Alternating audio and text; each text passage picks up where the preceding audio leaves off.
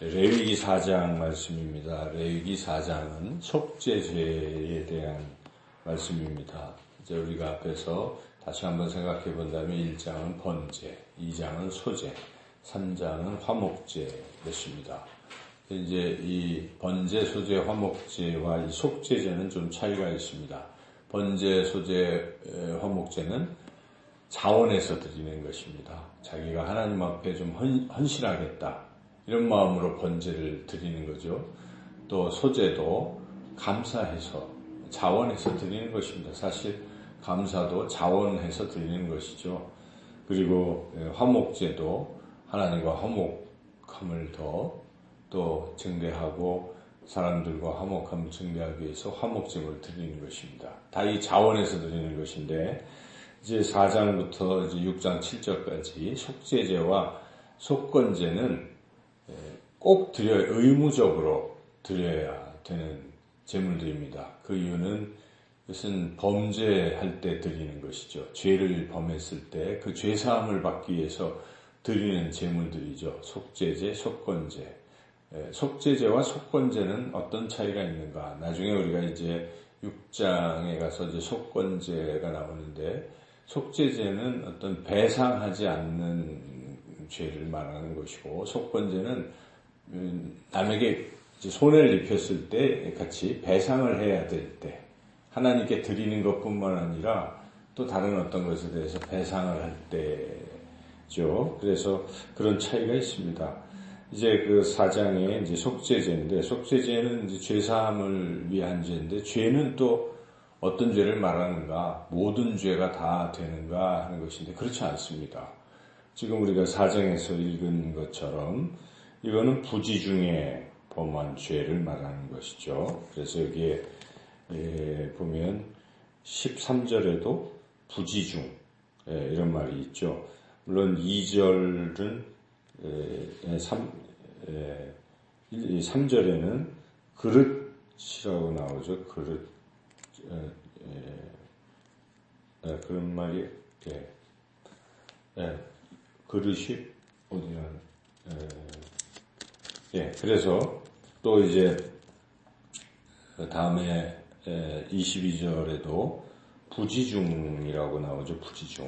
부지중이라는 것은 고의가 아니라는 것입니다. 자기도 모르는 사이에 부지. 깨닫지 못하고 그냥 죄를 범하는 것. 이게 구별이 되어 있습니다. 일부러 범하는 죄는 이것이 좀 심각한 죄입니다. 일부러. 그런 차이가 있습니다. 그래서 일부러 범하는 죄는 그 용서에 대해서는 이제 나중에 다른 곳에서 나오는데 그것은 일단 금식하고 뭐 이런 과정이 있어요. 그러면 이게 부지 중에 범한 죄의 수준으로 떨어지면 그 다음에 지금 여기서 말하는 이 속죄제 이런 제물을 드려서 죄사함을 받는 것이죠. 그리고 이런 것들은 다 그래도 용서함 받는데 용서함을 받을 수 없는 죄도 또한 있습니다. 그래서 하나님을 반역하는 죄는 용서함을 또 받을 수가 없습니다. 그래서 그런 죄는 마치 우리 신약에서도 용서함 받을 수 없는 죄가 있다고 그러죠. 성령을 회방하는 죄라고 나옵니다. 그래서 하나님을 거역하고 대적하는 죄는 용서받을 수 없다. 그런 차이는 있는데 여튼 오늘 이제 우리가 이 속죄제의 규정이 쭉 나와 있는데 이것을 보면 또 사람마다 또 다르다는 것을 우리가 알 수가 있죠. 첫째는 제사장들의 죄입니다. 3절에 보면 기름 부음을 받은 제사장이 범죄하여 이렇게 나오죠. 그 다음에 두 번째는 온 회중. 13절에 보니까 이스라엘 온 회중이 범한 죄. 그러니까 평민이 한 사람 한 사람 범한 죄를 말하는 것이 아니라 단체로 죄를 짓는 것입니다. 예를 들면 우리가 출애굽기 앞에 32장인가요? 그 금송아지 만든 죄들 있잖아요. 백성이 막 다 우리가 모세가 없고 하나님 지금 그러니까 금송아지라도 만들어서 섬기자. 그런 식으로 막 백성이 담합을 해가지고 같이 짓는 죄 이런 것들 에 대한 죄, 그리고 족장, 22절에 보면 족장이 범한 죄, 그리고 27절부터는 평민 한 사람이 범한 죄. 근데 이게 이제 어떤 차이가 있냐면 드리는 제물이 차이가 있는 걸 우리가 알 수가 있죠. 제사장이 범하면 여기에 제물이 수송아지죠. 수송아지. 암컷보다는 수컷이 더 가치 있어요. 비싼 것이고. 그리고 소가 더 비쌉니다. 수송아지. 그 다음에 온 회중은 똑같아요. 역시 여기 보면 14절에 보면 수송아지죠. 그러니까 결국 제사장의 죄와 회중의 죄는 거의 동급이고 그만큼 가장 중대한 죄로 이렇게 취급이 되는 것이고, 그리고 족장은 제물이 무엇입니까? 족장은 흠없는 숫 염소, 송아지보다 좀 등급이 내려간 것이죠. 그리고 평민은 여기 보면 암염소죠. 평민은 암염소 28절에, 그러니까 점점 등급이 좀 내려간다 이런 걸 알 수 있고, 평민 같은 경우는 지난번에 우리가 번제 드릴 때도 자기의 그 경제적인 여력에 따라서 등급이 이렇게 좀 또 나뉘는 것처럼 평민도 기본적으로는 암염소지만 그게 안 되면 어린 양, 32절에 이제 어린 양, 흠없는 암 어린 양이죠. 그리고 그것도 안 되면 이제 내일 읽는 5장에 보면 이게 이제 더 7절에 보면 5장 7절에 보면 집비둘기 이렇게 나가죠. 그래서 우리가 이게 등급이 있다는 것이죠. 등급이. 그래서 가장 중요한 것은 제사장, 지도자의 죄는 하나님께서 매우 엄하게 다루고 계시다 하는 것을 우리가 분명히 깨달아야 합니다. 똑같은 게 아니라는 것이죠. 하나님 보시기에. 왜냐? 지도자 한 사람은 이 죄가 하나님 앞에도 죄가 되지만 공동체에도 죄가 된다는 것이 큰 죄가 될 수가 있다. 그만큼 영향력이 있기 때문이죠. 그래서 여기에 이 3절을 읽어보겠습니다.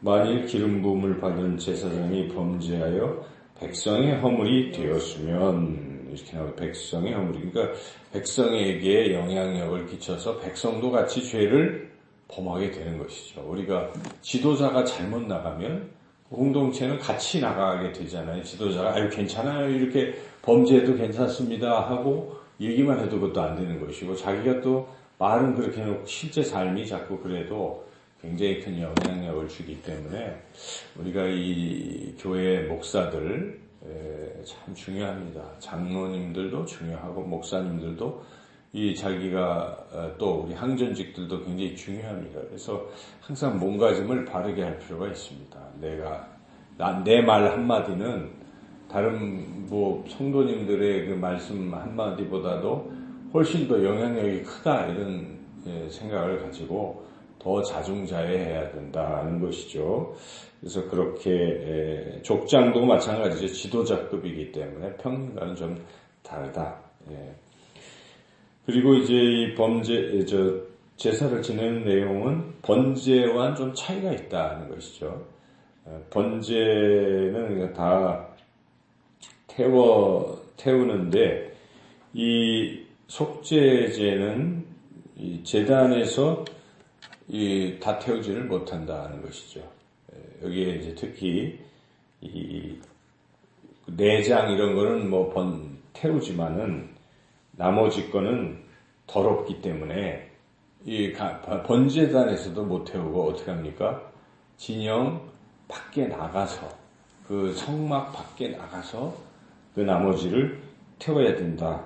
이제 그런 말씀이 여기에 보면 12절에 있죠. 12절 읽어볼까요? 똥 곧 그 송아지의 전체를 진영 바깥 재버리는 곳인 정결한 곳으로 가져다가 불로 나무에서 사르되 곧 재버리는 곳에서 불사를 지니라. 이게 이제 앞에 번제 드릴 때의 제물을 제단에서 하는 것과 그런 차이가 있다는 것이죠. 그만큼 이제 더럽죠. 그래서 번제 같은 경우는 제단의 전부를 또 이렇게 태울 수가 있죠. 자, 그리고 또 하나 차이가 있습니다.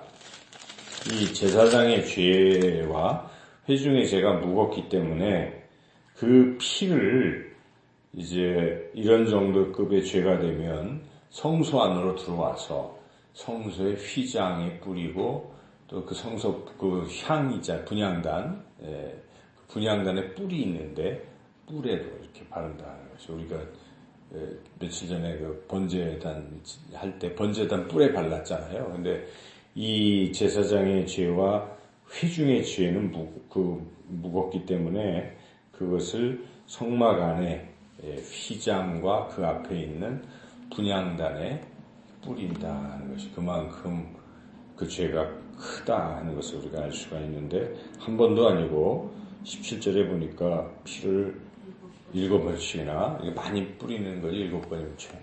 그만큼 이 죄의 처리하는 과정도 더 그렇게 한다는 것이죠. 그래서 오늘 이 말씀을 통해서 이 지도자들이 특별히 우리가 주목해야 되겠다는 것이죠. 지도자들은 그만큼 작은 죄처럼 보이는 것도 지도자가 범하면 큰 죄로 여겨진다 하는 것을 생각하고 더욱더 우리가 거룩한 삶을 살고 죄에 대해서 더 예민해져야 된다 하는 것입니다. 이것은 신앙이 깊어지면 사실은 죄에 대해서 예민해지는 것입니다. 처음에는 그냥 죄에 대해서 예민하지가 않던 사람도 신앙이 깊어지면 이런 것도 죄구나. 이렇게 되는 것이 원칙이에요. 그런데 이상하게도 사람들은 어떻습니까? 교회를 오래 다니면 죄에 더 둔감해지는 경우도 있어요. 늘상 하다 보면 습관이 되면 그냥 뭐 죄가 아니려니 자꾸 생각하는데 그게 아닌 것이죠. 그래서 우리가 더 예민해져서 우리 그 성 어거스틴 같은 경우는 어떻습니까? 좀 예민해졌어요. 그래서 마지막 죽기 전에 옆에다가 시편 51편 그 다윗이 밧세바를 범했을 때에 고백했던 이런 것을 이제 늘 읽고 시편 37편 이런 참회하는 시들을 읽을 정도로 죄에 대해서 예민해졌다는 것입니다. 그건 죄책감을 가지라는 소리는 아니지만 예민해지는 건 굉장히 중요한 것 같습니다. 그만큼 더 거룩해진다는 것이죠. 사람이 조그만 죄도 범하지 않으려고 하고 범했을 때 더 하나님 앞에 참회하는 심령을 가지면 가질수록 아주 깨끗해질 수가 있잖아요. 그런 방향으로 갈 수가 있습니다. 그래서 우리가 지도자일수록 또 신앙이 연륜이 깊을수록 점점 더 죄와 멀어지는 그런 삶을 살아야 된다 하는 것을 오늘 레위기 4장을 통해서 깨닫습니다. 오늘도 거룩한 삶을 살아가시기를 축원합니다. 사실은 이 모든 죄가 우리 예수님의 그 흘리신 피로 사실은 이런 복잡한 절차를 거치지 아니하고 다 똑같아요. 그죠? 속죄하는 방법도 그냥 주님이 한 번에 우리 영원히 더 큰 은혜를 우리가 느끼고 지도자일수록 더 큰 은혜를 느끼게 될 수도 있어요. 그죠? 그래서 오늘도 그렇게 살아가시기를 주님의 이름으로 축원합니다.